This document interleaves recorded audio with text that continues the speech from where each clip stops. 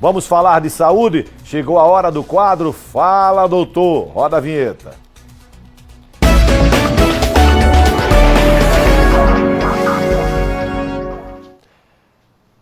Olha, a síndrome gripal se dá quando a pessoa apresenta um quadro com sintomas, tais como dor de cabeça, febre, dor de garganta, calafrio, tosse e coriza. A sua transmissão pode acontecer por meio de contato direto com secreções da pessoa infectada ou indireto, ao falar, espirrar ou tossir. Além disso, no contato com lugares infectados, quando em seguida leva-se a mão até a boca, o nariz ou os olhos. Para entender um pouco mais sobre esse assunto, nós vamos falar a partir de agora sobre síndrome gripal e seus sintomas e como fazer para tratar. Nós vamos falar com a médica infectologista, a doutora Marielle Comecti. Doutora Marielle, prazer em cumprimentá-la. Bom dia para a senhora. Prazer é meu, um bom dia. Então vamos começar aqui com as dúvidas encaminhadas, as perguntas pelos nossos telespectadores. Joel Betting do Santa Teresa, por quais razões elas ocorrem nesta época do ano, as síndromes gripais?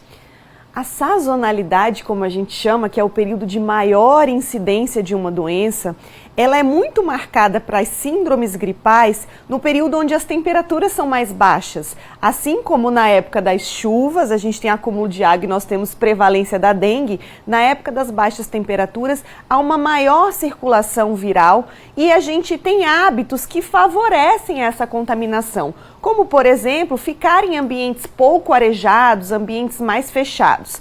E a gente ainda tem, com as baixas temperaturas, microlesões nas nossas mucosas, principalmente na mucosa nasal, que faz com que esse vírus penetre de forma mais facilitada, assim como nos pacientes que têm, por exemplo, rinite crônica, que são aqueles coçadores nasais. Então, essa manipulação das vias aéreas facilita a infecção por diversos vírus e esses diversos vírus podem causar sintomas muito parecidos e por isso síndrome gripal, que são sinais e sintomas respiratórios altos, que são muito parecidos com uma gripe, que é a da influenza, mas que podem ser causados por outros agentes virais, outros vírus.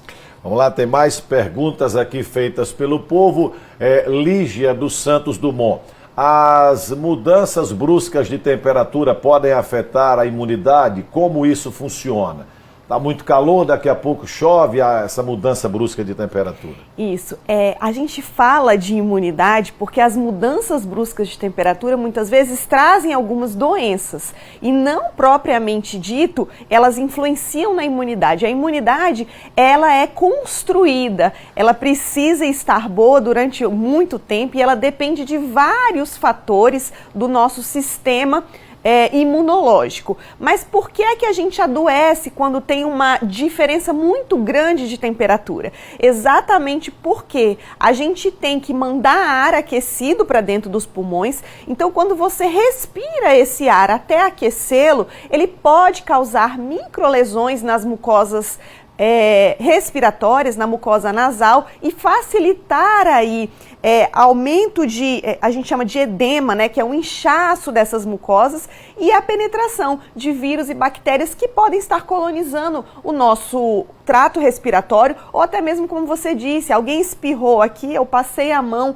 levei a mão no nariz porque a mudança de temperatura faz com que esse aquecimento do ar que precisa entrar, cause essa vasodilatação ou essa vasoconstrição e você tenha coriza. Então a gente vai manipular mais as vias aéreas, com isso se infectar mais fácil. Mais perguntas aqui no telão do Balanço Geral. Camila Araújo, Cidade Nova, Aracaju. Quais as recomendações para evitar essas alergias e infecções em épocas de temperaturas instáveis? Perfeito, é como eu disse na resposta anterior, melhorar a imunidade, fortalecer a imunidade é um processo, ela não é pontual, não é tomar um medicamento, não é tomar alguma coisa só que você vai melhorar a sua imunidade.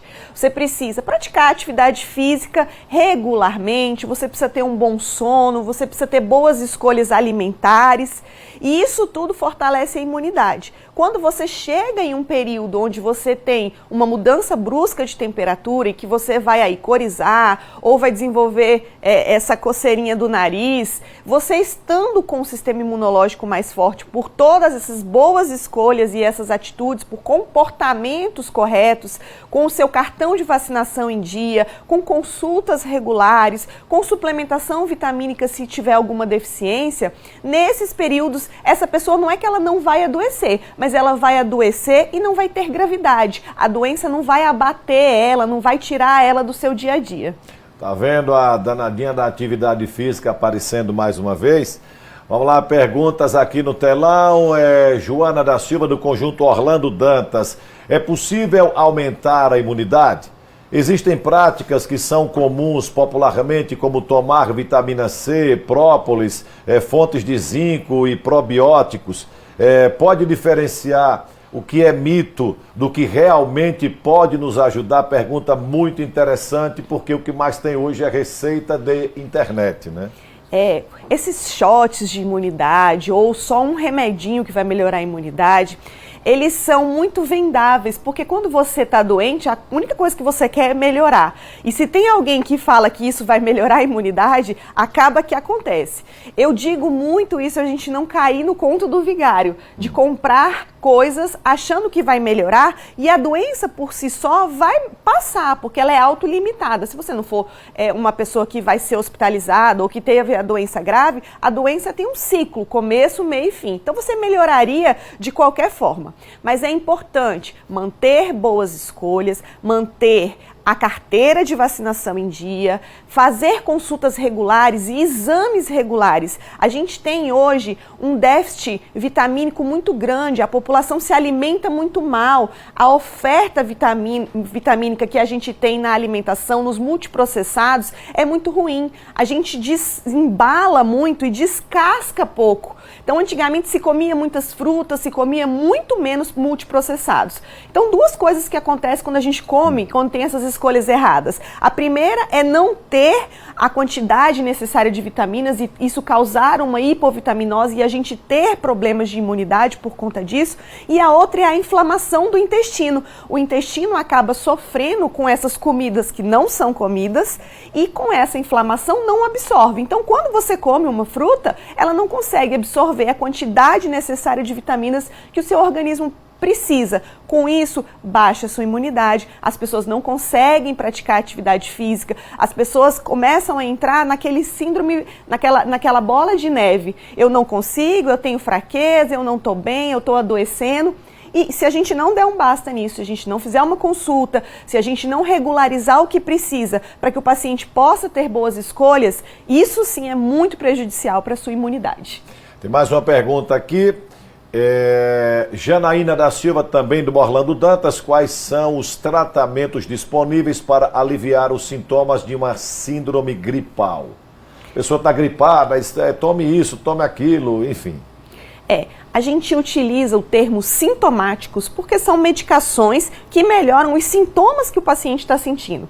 Salvo crianças muito pequenas e idosos que precisam ser avaliados por um médico caso eles apresentem sintomas gripais. A população em geral pode se medicar com sintomáticos. Se eu tenho uma dor de cabeça, eu usar um analgésico que eu já usei, que já foi receitado pelo médico. Se eu tenho uma coriza, lavagem nasal, hidratação dessa mucosa, melhorar o aporte hídrico, tomar mais água, porque a gente tem mais secreção, a gente faz mais xixi, porque a gente está com quadro infeccioso, a gente consome mais água, então a gente precisa aumentar o aporte de água. Então todas essas medidas, junto com os sintomáticos, salvo nessa população de extremos de idade ou de pessoas que tenham já alguma comorbidade grave, um paciente que está em tratamento de câncer, um paciente que já tem uma diabetes descompensada, esses pacientes precisam ficar atentos, porque eles têm maior chance de gravidade quando eles têm sintomas.